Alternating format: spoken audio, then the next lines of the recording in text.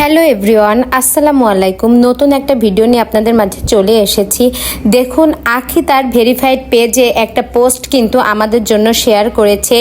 এই পোস্টটিতে যে লেখা আছে সেটা এখন আমি আপনাদের মাঝে শেয়ার করব।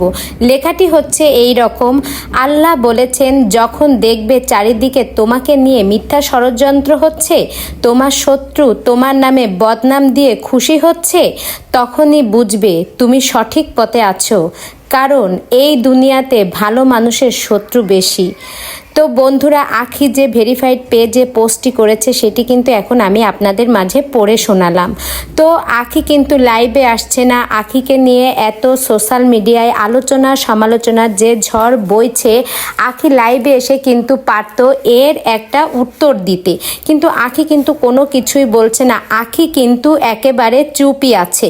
তা আখি এভাবে হঠাৎ করে চুপ হয়ে গেল কেন? সোশ্যাল মিডিয়ায় যখন তাকে নিয়ে এত আলোচনা সমালোচনার ঝড় বইছে, তখন আখি কেন চুপ? সবার প্রশ্ন আজ এই একটাই। তো এর পিছনে কি অন্য কোনো কারণ আছে? আখি কি নতুন হয়ে নতুন রূপে আমাদের সামনে আসতে চলেছে? আপনাদের কি মতামত? আপনারা যদি আখি কেন এই সব কথার উত্তর দিচ্ছে না, এটা যদি আপনারা জেনে থাকেন, প্লিজ আমাকে একটু কমেন্ট করে জানাবেন, কারণ আমার জানার খুবই আগ্রহ যে আখিকে নিয়ে গতকাল রাতে যে আলোচনা সমালোচনার ঝড় সোশ্যাল মিডিয়ায় বয়েছে, তার প্রতি উত্তর আখি কেন দিচ্ছে না।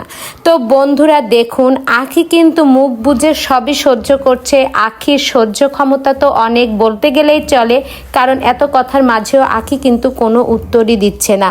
তো বন্ধুরা যাই হোক, এই যে আমি বলবো যে আহাদের কথা, আহাদ যে কথাগুলো আখিকে বলছে, তো এইটা নিয়ে আপনারা মানে কি বুঝতেছেন? আপনারা যেটা মনে করেন আমাকে একটু কমেন্ট করে প্লিজ জানাবেন। ভিডিওটি ভালো লেগে থাকলে একটা লাইক করে আমার পাশেই থাকবেন। তো বন্ধুরা, সব কথা শেষ কথা কি জানেন? সব ভালো তো তারই